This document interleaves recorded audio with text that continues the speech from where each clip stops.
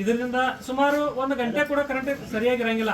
Current ಬರ್ತಾ ಇಲ್ಲದ ತಡ ಮತ್ತೆ ಕರೆಂಟ್ ಹೋಗ್ತೈತಿ, ಹೋಗುದು ಬರುದು. ಅದ್ರ ಜೊತೆಗೆ ಈಗ ಹೆಂಗಪ್ಪ ಅಂದ್ರೆ ಈಗ ಇರುವಂಥ ವಾಣಿಜ್ಯ ಉದ್ಯೋಗಗಳು ಸುಮಾರು ಒಂದು 10 ರಿಂದ 15 ಕಿಲೋವಾಟ್ ಸ್ಯಾಂಕ್ಷನ್ ತಗೋಬೇಕು.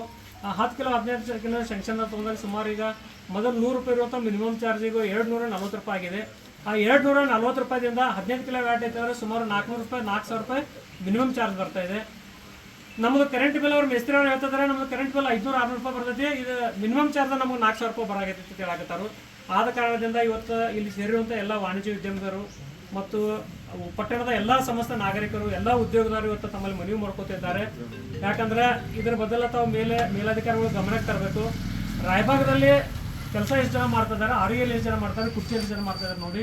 ಅದ್ರ ತಕ್ಕಂಗೆ ರಾಯಬಾಗ್ ಪಟ್ಟಣದಲ್ಲಿ ಸುಮಾರು ಮಿನಿಮಮ್ ಇಲ್ಲಾಂದ್ರೆ ಒಂದು 10 ಜನ ನೀವು ಟೈಲ್ ನಿರ್ಮಾಣ ಹಾಕೋಬೇಕು. ಅದ್ರ ಜೊತೆಗೆ ಈ ನೋಡಿ ಗ್ರಾಮಗಳಲ್ಲಿ ಕೂಡ ಅಂಡರ್ಗ್ರೌಂಡ್ ಲೈಟ್ ಆಗ್ತಾ ಇದೆ. ನಾವು ಇನ್ನೂ ತಾಲೂಕದಲ್ಲಿದ್ದೇವೆ, ಹಲವಾರು ತಾಲೂಕುಗಳಲ್ಲಿ ಕೂಡ ಈಗೆಲ್ಲ ಅಂಡರ್ಗ್ರೌಂಡ್ ಲೈಟ್ ಆಗಿ ಪಟ್ಟಣಕ್ಕೆ ಯಾವುದೇ ಥರನ ತೊಂದರೆ ಆಗಂಗಿಲ್ಲ. ಅವೆಲ್ಲ ತಮ್ಮ ಒಂದು ಏರಿಯಾದೊಳಗೆ ಜಿಯೋ ಸತ್ ಹಾಕೋತಿರ್ತಾರೋ. ಹೆಂಗಪ್ಪ ಅಂತಂದ್ರೆ ಸಾಯಿನಗರ ಕರೆಂಟ್ ಹೋಯ್ತಾದ್ರೆ ಸಾಯಿನಗರ ಬಂದ್ ಮಾಡ್ತಾರೋ, ರಾಯಬಾಗೆಲ್ಲ ಚಾಲೂ ಇಡ್ತಾರೋ. ವಿದ್ಯಾನಗರ ಕರೆಂಟ್ ಹೋಯ್ತಿದ್ರೆ ವಿದ್ಯಾನಗರ ಬಂದ್ ಇಡ್ತಾರೋ, ಎಲ್ಲ ಊರೆಲ್ಲ ಚಾಲೂ ಮಾಡ್ತಾರೋ. ನಮ್ಮ ರಾಯಬಾಗ್ ಪರಿಸ್ಥಿತಿ ಹೆಂಗೈತಪ್ಪ ಅಂತಂದ್ರೆ ಎಲ್ಲಿ ನಾಗರಾಳದಾಗ ಲೈಟ್ ಹೋದ್ರು ರಾಯಬಾಗ್ ಬಂದ, ಬೊಮ್ಮನಾಳದಾಗ ಲೈಟ್ ಹೋದ್ರು ರಾಯಬಾಗ್ ಬಂದ, ನಿಡಗುಂದಿ ಹೋದ್ರು ರಾಯಬಾಗ್ ಬಂದ. ಯಾಕಂದ್ರೆ ಇದನ್ನ ನಾವು ಎಲ್ಲಿ ತನಕ ಕೇಳಂಗಿಲ್ಲಲ್ಲ ಅಲ್ಲಿ ತನಕ ನಾವು ಹಿಂಗೆ ಇರ್ಬೇಕಾಕೈತಿ. ಇವತ್ತು ಅಧಿಕಾರಿಗಳು ಮನವಿ ಮಾಡ್ತಾ ಇದ್ದೇವೆ, ನೀವು ಯಾವ TC ಮೇಲೆ ಯಾವ ಥರ ಕೆಲಸ ಮಾಡ್ಬೇಕಂತಂದ ತಮ್ಮ ಸಿಬ್ಬಂದಿಯನ್ನು ನೇಮಕ ಮಾಡಿ ಯಾವ ಭಾಗದಾಗ ಕರೆಂಟ್ ಹೋಗ್ತದಿಲ್ಲ ಆ ಭಾಗದಾಗ ಮಾತ್ರ ಕರೆಂಟ್ ತೆಗೆದು ರಿಪೇರಿ ಬೇಗ ಮಾಡ್ಕೋಬೇಕು. ನಿಮ್ಗೊಂದು ಮನವಿ ಮಾಡ್ತೇನೆ, ಈಗ ಇಲ್ಲಿರುವಂಥ ಟೌನ್ ಲೈನ್ ಮ್ಯಾನ್ಗಳಿಗೆ ಒಂದು ಸೆಲ್ ಕೊಡ್ರಿ. ನಾವು ಯಾವತ್ತೂ ಕೂಡ ಫೋನ್ ಹಚ್ಚಿದ್ರು ಕೂಡ ಯಾರು ಡ್ಯೂಟಿ ಮ್ಯಾಗ ಇರ್ತಾರೆ ಅವ್ರ ಸೆಲ್ ಇರ್ಬೇಕಾದ್ರೆ. ಯಾಕಂದರೆ ನಾವು ಯಾರಿಗೆ ಫೋನ್ ಹಚ್ತೇವೆ ಅವರು ಡ್ಯೂಟಿ ಮ್ಯಾಗೆ ಇರಂಗಿಲ್ಲ, ಮಧ್ಯಾಹ್ನ ಇರ್ತಿದ್ವಿ, ರಾತ್ರಿ ಇರ್ತೀವಿ, ಸಾಯಂಕಾಲ ಹಿಂಗೆ ಹೇಳ್ತಾರೋ.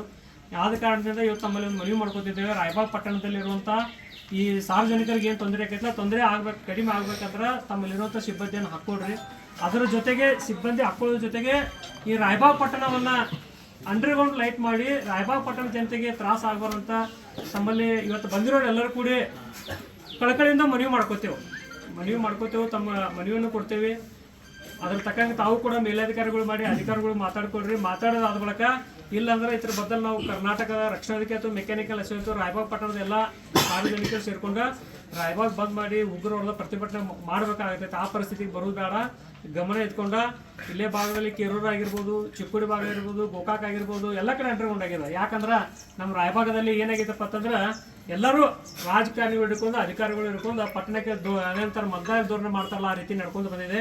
ತಾವು ಕೂಡ ಈಗ ಎಚ್ಚೆತ್ಕೊಂಡು ರಾಯಬಾಗ್ ಪಟ್ಟಣವನ್ನು ಅಂಡರ್ಗ್ರೌಂಡ್ ಮಾಡಿ ಇಲ್ಲಿ ಇರುವಂಥ ಗ್ರಾಹಕರಿಗೆ ತೊಂದರೆ ಆಗಬಾರ್ದು. ಇವತ್ತು ಎಲ್ಲ ಪಟ್ಟಣದ ಎಲ್ಲ ಉದ್ಯೋಗಗಳು ಕೂಡ ಇವತ್ತು ಒಂದು ಮನವಿ ಮಾಡ್ತಾ ಇದ್ದೇವೆ. ಆ ಮನವಿಯನ್ನು ಸ್ಪಂದಿಸಿ ಇದಕ್ಕೆ ತಾವು ಬೇಗನೆ ಪರಿಹಾರ ಕೊಡಬೇಕು. ಇಲ್ಲ ಆದಲ್ಲಿ ಮುಂದಿನ ದಿನಗಳಲ್ಲಿ ರಾಯಬಾಗ್ ಬಂದ್ ಮಾಡಿ ಪ್ರತಿಭಟನೆ ಮಾಡಬೇಕು ಅಂತೇಳಿ ಇವತ್ತು ಮನವಿಯನ್ನು ಮಾಡ್ಕೋತಾ ಇದ್ದೇವೆ. ಮೊದಲಾಗಿ ತಾವು ಹೇಳಿದಂಥ ದೂರುಗಳ ಬಗ್ಗೆ ಮನವಿ ಬಗ್ಗೆ ಒಟ್ಟಾಗಿ ಅದನ್ನು ವಿಶ್ಲೇಷಣೆ ಮಾಡಿ ಯೋಗ್ಯ ಕ್ರಮ ಕೈಗೊಳ್ತೀನಿ ಅಂತ ರಾಯಬಾಗ್ದು ಏನಾಗಿದೆ ಅಂದರೆ ಟೌನ್ ಫೀಡರ್ ಈಗಾಗಲೇ 2 ಅದಾವೆ. ಇಲ್ಲಿ ಇನ್ನೊಂದು ಫೀಡರ್ ಮಾಡಬೇಕಂತಂದ್ರೆ ಪರ್ಯಾಯ ವ್ಯವಸ್ಥೆ ಮಾಡಬೇಕಂದ್ರೆ ಎಕ್ಸಸ್ ಇಲ್ಲ. ಸ್ಟೇಷನ್ ಇಂಥ ಜಾಗದಾಗ ಇದೆ ಇದರ ಲೊಕೇಶನ್ ಅಂತಂದ್ರೆ ಇಲ್ಲಿಂದ ಒಂದು ಲೈನ್ ಒಯ್ಯಬೇಕಂದ್ರೆ ಸಾಕಷ್ಟು ನಮಗೆ ತೊಂದರೆಗಳಾಗ್ತವೆ. ಹೀಗಾಗಿ ಈ ಒಂದು ಬೈಪಾಸ್ ಮಾಡಿ ಒಂದು ಈ ಥರ ಒಂದು ಏನಾದ್ರು ಕ್ರಮ ತಗೋಬೇಕಂತಂದ್ರೆ ಕಷ್ಟ ಸಾಧ್ಯ ಆಗ್ತಾ ಇದೆ. ಆದರೂ ಕೂಡ ಅದ್ರ ಬಗ್ಗೆ ಸುದೀರ್ಘವಾಗಿ ಇನ್ನೊಂದು ಏನಾದ್ರು ಪ್ಲ್ಯಾನ್ ಮಾಡ್ತೀವಿ. ಈಗಾಗಲೇ ಅದು ಚಾಲನೆ ಮಾಡಬೇಕಂತ ಸಾಕಷ್ಟು ಸರಿ ನಾವು ಹೇಳಿದಾಗೂ ಕೂಡ ಅದು ಎಕ್ಸಸ್ ಸಿಕ್ಕಿಲ್ಲ ನಮಗೆ. ರಾಯಬಾಗ್ ಈ ಒಂದು ಸ್ಟೇಷನ್ದಾಗ ಬೊಮ್ಮನಾಳು, ಆಮೇಲೆ ಬಿರಡಿ ಮಠನೂ, ಬಿರಡಿ ಆಗಲಿ ಬೆಕ್ಕೇರಿ ಆಗಲಿ, ಆಮೇಲೆ ಇವೆಲ್ಲ ಬೊಮ್ಮನಾಳು ಮತ್ತು ನಾಗರಾಳ ಮತ್ತು ಆ ಸೈಡೆಲ್ಲ ರೈಲ್ವೆ ಕ್ರಾಸಿಂಗ್ ಆಗಿನೂ ಲೈನ್ಗಳು ಹೋಗಿತ್ತು. ಈ ಒಂದು ಇಂಟ್ರಪ್ಷನ್ ತಡೆಗಟ್ಟುವ ಸಂಬಂಧನೇ ಒಂದು ಕೆಲಸ ಮಾಡಿದ್ದೀವಿ ನಾವು. ಬೊಮ್ಮನಾಳ ಸ್ಟೇಷನ್ ಹೊಸದಾಗಿ ಮಾಡಿದ್ದೀವಿ, ಜೊತೆಗೆ ಹೆಡ್ರಾಮ್ ಸ್ಟೇಷನ್ ಸಮೇತ ಈ ಸ್ಟೇಷನ್ ಲೋಡ್ ತೆಗೆದು ಹಾಕಿದ್ವಿ. ಪ್ರಾಬ್ಲಮ್ ಏನಪ್ಪ ಅಂತಂದ್ರೆ ಇನ್ನೂ ರೂರಲ್ ಫೀಡರ್ಸ್ ಅದಾವಿಲ್ಲಿ. ಅವು ಏನಾಗ್ತದಂದ್ರೆ ಎಲ್ಲ ಕ್ರಾಸಿಂಗ್ಸ್ ಭಾಳ ಅದಾವೆ ತಾವು ಹೇಳಿದಂಗೆ. ಅದನ್ನು ಕ್ರಾಸಿಂಗ್ಸ್ ತಡೆಗಟ್ಟಬೇಕಂತಂದ್ರೆ ಅದಕ್ಕೆ ಭಾಳಷ್ಟು ಕ್ರಾಸಿಂಗ್ಸ್ ಇರೋದ್ರಿಂದ ಎಲ್ಲ ನಾವು ABC ಕೇಬಲ್ ಹಾಕಿ ಅದನ್ನು ಒಂದು ಜಿಯೋಸ್ ಹಾಕಿ ಮಾಡಬೇಕಂತೇಳಿ ಪ್ಲ್ಯಾನ್ ಮಾಡ್ತಾಯಿದ್ವಿ. ಹಂತವಾಗಿ ಕೆಲಸ ಪ್ರಾರಂಭ ಮಾಡಿದ್ವಿ. ಒಂದು ಇದರ ರಾಯಬಾಗ್ ಟೌನ್ನಲ್ಲಿ ಪಂಪ್ಸೆಟ್ಗಳು ಮಾಡಿದ್ವು. ಆ ಪಂಪ್ಸೆಟ್ ತೆಗಿಯೋಕ್ಕೆ ಈಗಾಗಲೇ ಬೈಫರ್ಕೇಷನ್ ಎಸ್ಟಿಮೇಟ್ ಮಾಡಿ ಕೆಲಸ ಚಾಲೂ ಆಗೋದು. ಏನಾಗ್ತದೆ ಅಂದ್ರೆ ಇದೇ ಟೌನ್ನಲ್ಲಿ ಪಂಪ್ಸೆಟ್ ಇರೋದ್ರಿಂದ ಆ ಪಂಪ್ಸೆಟ್ಟಿನ TC ಆಗಲಿ ಅಥವಾ ಪಂಪ್ಸೆಟ್ ಕೆಲಸ ಆಗಲಿ ಅವು TCಗಳನ್ನು ಅವು ಏನಾದ್ರು ಒಂದು ಪರಿವರ್ತಕ ಫೇಲ್ ಆಗ್ತದಂದ್ರೆ ಅವುಗಳನ್ನು ತೆಗಿಲಿಕ್ಕೆ ಇಂಟ್ರಪ್ಷನ್ಸ್ ಆಗ್ತೈತಿ. ಮತ್ತು ಈಗ ಎಷ್ಟು ಲೈನ್ಸ್ ಹೋಗ್ಯಾವ, ಇದು 50 MB ಆಗಿದೆಲ್ವಾ ಈಗಾಗಲೇ, ಅಂದ್ರೆ 20 MB 2, ಆಮೇಲೆ 10 MB 1. ಸೊ ಈ ಥರ ಇದ್ರದ್ದು ಕೆಪಾಸಿಟಿ ಜಾಸ್ತಿ ಮಾಡಿದರೂ ಕೂಡ ಅವು ಬೇರೆ ಲೈನ್ಸ್ ರೂಲ್ ಫೀಡರ್ಸ್ ಕ್ರಾಸಿಂಗ್ ಇರೋದ್ರಿಂದ ಇಂಟ್ರಪ್ಷನ್ ಆಗ್ತೈತಿ. ಅದಕ್ಕೆ ನಾವು ಅದನ್ನು ತಡೆಗಟ್ಟಿ ಯೋಗಿ ಕ್ರಮ ಕೈಗೊಳ್ತೀವಿ ಮತ್ತು ನಿಮ್ಮ ಜೊತೆ ಇರ್ತೀವಿ. ಈಗ ರೇಟ್ ಬಗ್ಗೆ ಮಾತಾಡೋದಾದ್ರೆ ತಾವು ರೇಟ್ ಇದು ನಮ್ಮ ಹತ್ರ ಇರೋದಿಲ್ಲ. ಬಟ್ ಸರ್ಕಾರದ ಒಂದು ಗೃಹ ಜ್ಯೋತಿ ಸ್ಕೀಮ್ದಿಂದ ಸಾಕಷ್ಟು ಜನರಿಗೆ ಅನುಕೂಲ ಆಗಿದೆ. ಯಾಕಂದರೆ ಈಗ ಆ LT1 ಏನು ನಾವು ಮನೆ ಲೈಟಿಂಗ್ ಅಂತೂ ವಾಪರಿಸ್ತಾ ಇದ್ದೀವಿ, ಅದು ಪೂರಾ ಮನ್ನಾ ಆದಂಗೆ ಆಗಿದೆ. ಹೆಚ್ಚು ಕಡಿಮೆ 200 ಯೂನಿಟ್ಸ್ ಅಥವಾ ಎವರೇಜ್ ಯೂನಿಟ್ಸ್ ಏನು ಫಿಕ್ಸ್ ಮಾಡಿರ್ತೀವಿ ಆ ಪ್ರಕಾರ ಎಲ್ಲರಿಗೂ ಆ ಸೌಲಭ್ಯ ಸಿಗ್ತಾ ಇದೆ. ಜೊತೆಗೆ ಪಂಪ್ಸೆಟ್ಗಳಿಗೆ ಈಗಾಗಲೇ ಫ್ರೀ ಇದೆ, ಅವರು ಕೂಡ ರೈತರು ಕೂಡ ಅನುಕೂಲ ಆಗಿದೆ. ಇದು ಅಲ್ಲದೆ ಶಾಲಾ ಕಾಲೇಜುಗಳಿಗೆ ಎಲ್ಲ ಫ್ರೀ ಇದೆ. ಅದು ಸಮೇತ ಸಾಕಷ್ಟು ನಮ್ಮ ಎಲ್ಲ ಕಸ್ಟಮರ್ಸ್ಗಾಗಲಿ, ನಮ್ಮ ಹುಡುಗರಾಗಲಿ ಅಥವಾ ಒಂದು ಗೌರ್ಮೆಂಟ್ ಸ್ಕೂಲ್ಸ್ಗಾಗಲಿ ಅದು ಭಾಳ ಅನುಕೂಲ ಆಗಿದೆ. ಈಗ ತಾವೇನು ಹೇಳಿದರೆ ಈ ಪ್ರಕಾರ ನಾವು SO ಆಗಲಿ ನಮ್ಮಲ್ಲಿ ಏನು ಸಿಬ್ಬಂದಿ ವರ್ಕ್ ಮಾಡ್ತಾ ಇದ್ದಾರೆ ಈಗಾಗಲೇ ಡಿಸ್ಕಸ್ ಆಗಿದೆ.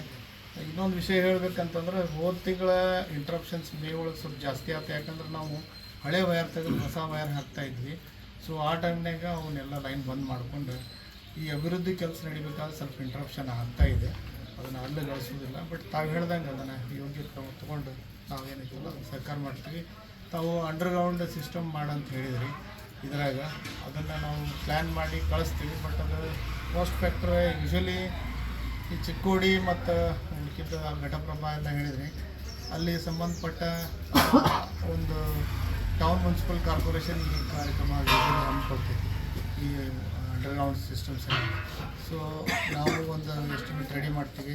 ನಮ್ಮ ಹೆಂಗೆ ನೀವು ಮನವಿ ಕೊಟ್ಟರೆ ಅಂಡರ್ಗ್ರೌಂಡ್ ಸಿಸ್ಟಮ್ ಅವ್ರ ಹತ್ರ ಆ ಒಂದು ಟೌನ್ ಡೆವಲಪ್ಮೆಂಟ್ಗಾಗಿ ಅದೊಂದು ಅಭಿವೃದ್ಧಿಗಾಗಿ ಅದೊಂದು ಆ ಕೆಲಸವನ್ನು ಅವ್ರಿಗೂ ಕೂಡ ತಾವು ಮನವಿ ಮಾಡಬೇಕಂತ ಎಲ್ಲ ವಾಣಿಜ್ಯ ಉದ್ಯಮಿಗಳು ಇವತ್ತು ಒಂದು ಮೆಕ್ಯಾನಿಕಲ್ ಅಸೋಸಿಯೇಷನ್ ಹಾಗೂ ಕರ್ನಾಟಕ ರಕ್ಷಣಾ ವೇದಿಕೆದವರು ಎಲ್ಲರೂ ಕೂಡ್ಕೊಂಡು ಇವತ್ತೊಂದು ಮಾನ್ಯ ಸಾಹೇಬ್ರಿಗೊಂದು ಮನವಿ ಮಾಡ್ತಾ ಇದ್ದೇವೆ. ಈ ಮನವಿ ಏನು ಉದ್ದೇಶಪ್ಪ ಅಂತಂದ್ರೆ, ರಾಯಬಾಗದಲ್ಲಿ ಸುಮಾರು ದಿನಕ್ಕೆ ಇಲ್ಲಾಂದ್ರೆ ಒಂದು 3 ರಿಂದ 4 ತಾಸು ಕರೆಂಟ್ ಹೋಗ್ತಾ ಇದೆ. ಕರೆಂಟ್ ಯಾಕೆ ಹೋಗ್ತೈತಪ್ಪ ಅಂತಂದ್ರೆ ಅದರ ಬದಲ ಇಲ್ಲಿರುವಂಥ ಸೆಕ್ಷನ್ ಆಫೀಸರ್ ಆಗಿರ್ಬೋದು, ಇಲ್ಲಿ ಕೆಲಸ ಮಾಡುವಂಥ ಟೌನಲ್ಲಿ ಇರುವಂಥ ಎಲ್ಲರಿಗೂ ವಿಷಯ ತಿಳಿಸಿದಾಗ ಅವ್ರು ಏನು ಹೇಳ್ತಿದ್ದಾರೆ ಗೊತ್ತಾನ, ಮನುಷ್ಯ ಬಂದಂಗೆ ಉತ್ತರ ಕೊಡ್ತಾರೆ ಅವ್ರು. ಇಲ್ಲ ಅಲ್ಲಿ ಕೆಲಸ ಪ್ರಾಬ್ಲಮ್ ಐತಿ, ಇಲ್ಲಿ ಪ್ರಾಬ್ಲಮ್ ಐತಿ, ಇಲ್ಲಿ ಅಂತ ಹೇಳ್ತಾರೆ. ಸುಮಾರು ವಾಣಿಜ್ಯ ಮಳಿಗೆಗಳು ಉದ್ಯೋಗ ಹೆಂಗಪ್ಪ ಅಂತಂದ್ರೆ ಬೆಳಗ್ಗೆ 9 ಗಂಟೆಗೆ ಬಂದು ಅಂಗಡಿ ಚಾಲು ಮಾಡ್ತಾರೆ. ಕರೆಂಟ್ ಹೋಯ್ತು, ಕರೆಂಟ್ ಹೋದ ಬಳಿಕ 10 ನಿಮಿಷದ ಮೆಸೇಜ್ ಆಗ್ತಾರೆ. ಯಾವತ್ತೂ ಕೂಡ 10 ನಿಮಿಷ 15 ನಿಮಿಷ ಕರೆಂಟ್ ಬರೋಂಗಿಲ್ಲ. ಸುಮಾರು ಮಿನಿಮಮ್ ಅರ್ಧ ತಾಸು. ಒಂದು ದಿವಸಕ್ಕೆ ಇಲ್ಲಾಂದರೆ 7 ರಿಂದ 6 ಬಾರಿ ಲೈಟ್ ಹೋಗ್ತಾವೆ, 5 ರಿಂದ 6 ಬಾರಿ ಲೈಟ್ ಹೋಗ್ತಾವೆ, ಅರ್ಧ ಗಂಟೆ ಲೈಟ್ ಹೋಗ್ತಾವೆ. ಇವ್ರು ದಂಧೆ ಹೆಂಗೆ ಮಾಡ್ಬೇಕಂತೇಳಿ ಇಲ್ಲಿರುವಂಥ ಎಲ್ಲ ಮೆಕ್ಯಾನಿಕಲ್ ಕರ್ನಾಟಕ ರಕ್ಷಣಾ ವೇದಿಕೆ ಹತ್ರ ಬಂದಾಗ ಇವತ್ತು ನಾವು ಸರ್ ಹತ್ರ ಒಂದು ಮನವಿ ಮಾಡ್ತಾ ಇದ್ದೇವೆ. ತಾವು ಹಿರಿಯ ಅಧಿಕಾರಿಗಳು ರಾಯಬಾಗ್ ಆಯ್ತು, ಹಾರಿಗೆರೆ ಆಯ್ತು, ಕುಡ್ಚಿ ಆಯ್ತು, ಗಮನಕ್ಕೆ ತಿಳ್ಕೊಡ್ರಿ. ಹಾರಿಗೆರೆಯಲ್ಲಿ ಎಷ್ಟು ವರ್ಕರ್ಸ್ ಇದ್ದಾರೆ, ಕುಡ್ಚಿಯಲ್ಲಿ ಎಷ್ಟು ವರ್ಕರ್ಸ್ ಇದ್ದಾರೆ, ರಾಯಬಾಗದಲ್ಲಿ ಎಷ್ಟು ವರ್ಕರ್ಸ್ ಇದ್ದಾರೆ, ಅಲ್ಲಿ ಎಷ್ಟು ಇಶ್ಯೂ ಇದ್ದಾವೆ, ಇಲ್ಲಿ ಎಷ್ಟು ಇಶ್ಯೂ ಇದ್ದಾವೆ. ಮತ್ತು ರಾಯಬಾಗ್ ಪಟ್ಟಣದಲ್ಲಿ ಸುಮಾರು ನನಗೆ ಈತ ಬಗ್ಗೆ ಒಂದು 3-4 ಜನ ಕೆಲಸ ಮಾಡ್ತಾರೆ. 3-4 ಜನದೊಳಗೂ ಕೂಡ ನಾವು ಫೋನ್ ಹಚ್ಚಿದಾಗ ಈಗ ತಾವು ಶಿಫ್ಟ್ ಮಾಡಿದ್ದಾರೆ, ಬೆಳಗ್ಗೆ ಒಬ್ಬರು, ಸಂಜೆಗೆ ಒಬ್ಬರು, ಮಧ್ಯಾಹ್ನ ಅಂತೇಳಿ.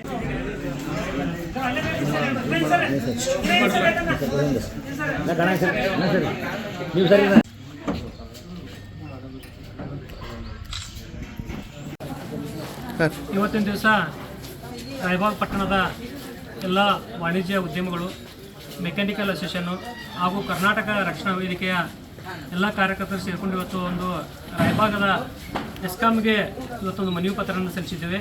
ಈ ಮನವಿ ಪತ್ರ ಸಲ್ಲಿಸುವ ಉದ್ದೇಶ ಏನಂತಂದ್ರೆ, ರಾಯಬಾಗ್ ಪಟ್ಟಣದಲ್ಲಿ ದಿನನಿತ್ಯ ಸುಮಾರು 2 ರಿಂದ 3-4 ತಾಸು ಪಟ್ಟಣದ ಲೈಟನ್ನು ತೆಗಿತಾ ಇದ್ದಾರೆ. ಆ ಕರೆಂಟ್ ತೆಗೆಯೋದ್ರಿಂದ ರಾಯಬಾಗದಲ್ಲಿ ಉದ್ಯಮದಾರರು ಹಾಗೂ ವಾಣಿಜ್ಯ ಮಳಿಗೆಗಳು ಹಾಗೂ ಗ್ಯಾರೇಜಲ್ಲಿ ಕೆಲಸ ಮಾಡುವಂಥ ಮೆಕ್ಯಾನಿಕಲ್ ಅವರಿಗೆ ಭಾಳ ತೊಂದರೆ ಆಗ್ತಿದೆ. ಆದ ಕಾರಣದಿಂದ ಇವತ್ತು ಸುಮಾರು ರಾಯಬಾಗ್ ಪಟ್ಟಣದಲ್ಲಿ ಹಲವಾರು ಬೇಡಿಕೆಗಳನ್ನು ಇಟ್ಟುಕೊಂಡು ಇವತ್ತೊಂದು ಮನವಿಯನ್ನು ಕೊಟ್ಟಿದ್ದೇವೆ. ಆ ಬೇಡಿಕೆಗಳಲ್ಲಿ ಮೊದಲನೇದಾಗಿ ದಿನನಿತ್ಯ ಕರೆಂಟ್ ತೆಗೆತಿರುವುದು ಒಂದು, ಎರಡನೇದು ರಾಯಬಾಗ್ ಪಟ್ಟಣದಲ್ಲಿ ವಾಣಿಜ್ಯ ಮಳಿಗೆಗಳಿಗೆ ಸುಮಾರು ಮಿನಿಮಮ್ 240 ರೂಪಾಯಿ ಚಾರ್ಜ್ ಮಾಡಿದ್ದಾರೆ. ಅದೇ ಥರನಾಗಿ ರಾಯಬಾಗ್ ಪಟ್ಟಣದಲ್ಲಿ ಸಿಬ್ಬಂದಿಗಳ ಕೊರತೆ ಇದೆ. ಹಲವಾರು ವಿಷಯಗಳನ್ನ ಇಟ್ಕೊಂಡು ಇವತ್ತು ಮನವಿಯನ್ನು ಕೊಟ್ಟಿದ್ದೇವೆ. ಅದು ಈಗ ತಾನೇ ಎಸ್ಕಾಂ ಅಧಿಕಾರಿಗಳು ತಿಳಿಸಿದ್ದಾರೆ. ಏನಪ್ಪ ಅಂತಂದ್ರೆ ಈ ರಾಯಬಾಗದಲ್ಲಿ ದಿನನಿತ್ಯ ಕರೆಂಟ್ ತೆಗೆಯೋದನ್ನು ನಾವು ಎಲ್ಲ ಅಧಿಕಾರಿಗಳು ಮೀಟಿಂಗ್ ಮಾಡಿಕೊಂಡು ಕೆಲಸವನ್ನು ಮಾಡ್ತಾ ಇದ್ದೇವೆ. ಅದೇ ಥರನಾಗಿ ರಾಯಬಾಗ್ ಪಟ್ಟಣವನ್ನು ಅಂಡರ್ಗ್ರೌಂಡ್ ಮಾಡಬೇಕಂತೇಳಿ ಇವತ್ತೊಂದು ಬೇಡಿಕೆಯನ್ನು ಇಟ್ಟಿದ್ದೇವೆ. ಅದನ್ನು ಕೂಡ ಈ ಹುಬ್ಳಿ ಅಧಿಕಾರಿಗಳ ಡಿವಿಷನ್ ತಿಳಿಸಿ ಅದನ್ನು ಕೂಡ ಒಂದು ನಾವು ಕಾರ್ಯರೂಪಕ್ಕೆ ತರ್ತೀವಿ ಅಂತ ಹೇಳಿದ್ದಾರೆ.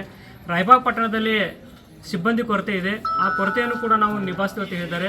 ಇವತ್ತು ಇಲ್ಲಿರುವಂಥ ಅಧಿಕಾರಿಗಳಿಗೆ ಒಂದು ಮನವಿಯನ್ನು ಕೊಟ್ಟು ನಾವೊಂದು ಮನವಿಯನ್ನು ಕೊಟ್ಟು ಹೇಳಿದ್ದೇವೆ. ಇನ್ನು ಮುಂದಿನ ದಿನಗಳಲ್ಲಿ ಇದಕ್ಕೇನಾರ ನಮ್ಮ ಮನವಿ ಸ್ಪಂದಿಸಲಿಲ್ಲ ಅಂದ್ರೆ ರಾಯಬಾಗ್ ಪಟ್ಟಣದಲ್ಲಿರುವಂಥ ಎಲ್ಲ ವಾಣಿಜ್ಯ ಉದ್ಯಮಿದಾರರು ಹಾಗೂ ರಾಯಬಾಗ್ ಪಟ್ಟಣದ ಜನತೆ ಎಲ್ಲ ಸೇರಿಕೊಂಡು ರಾಯಬಾಗ್ ಪಟ್ಟಣವನ್ನು ಬಂದ್ ಮಾಡಿ ಈ ಎಸ್ಕಾಂ ಆಫೀಸ್ಗೆ ಬೀಗ ಹಾಕಿ ಪ್ರತಿಭಟನೆ ಮಾಡುವಂಥ ಸಂದರ್ಭ ಬರ್ತೈತೆ ಅಂತ ಇವತ್ತು ಇಲ್ಲಿ ಅಧಿಕಾರಿಗಳನ್ನು ಮನವಿಯನ್ನು ಕೊಟ್ಟಿದ್ದೇವೆ. ಎಚ್ಚೆತ್ತುಕೊಂಡು ನಾವು ಇಲ್ಲಿ ಕೊಟ್ಟಿರುವಂಥ ಮನವಿಯನ್ನು ಪರಿಗಣಿಸಿ ಬೇಗನೆ ಅದಕ್ಕೆ ಸ್ಪಂದಿಸಬೇಕಂತೇಳಿ ಇವತ್ತೊಂದು ಮನವಿಯನ್ನು ಮಾಡಿದ್ದೇವೆ. ನಿಮ್ಮ ಹೆಸರು? ಅಂಗಡಿ ಕರ್ನಾಟಕ ರಕ್ಷಣಾ ವೇದಿಕೆ ತಾಲೂಕು ಅಧ್ಯಕ್ಷ ರಾಯಬಾಗ್. ಏನು ಟೈಮಿಂಗ್ ಅದ ತೊಗೊಂಡಾರ? ಟೈಮಿಂಗ್ ಅವರು ಹೇಳಿದ್ದಾರೆ, ನಮಗೊಂದು ಸ್ವಲ್ಪ ದಿವಸ ಕೊಡೋದು ಹೇಳಿದ್ದಾರೆ. ಅದೇ ಥರನಾಗಿ ಒಂದು ಟೈಮಿಂಗ್ ಅಂತ ನಿಗದಿತ ನಮಗೆ ಕೊಟ್ಟಿಲ್ಲ. ಇವತ್ತು ನಾವು ಮನವಿಯನ್ನು ಮಾಡಿದ್ದೇವೆ. ಆ ಮನವಿಗೆ ಸ್ಪಂದಿಸಲಿಲ್ಲ ಅಂದ್ರೆ ನಾವು ಸುಮಾರು 2 ದಿವಸ 3 ತಿಂಗಳ ಒಳಗಾಗೇನೆ ಮತ್ತೆ ನಾವು ಇವತ್ತು ಕಾರ್ಯಕ್ರಮಕ್ಕೆ ನಾವು ಬರ್ತಾ ಇರ್ತೀವಿ ಹೇಳ್ತೇನೆ.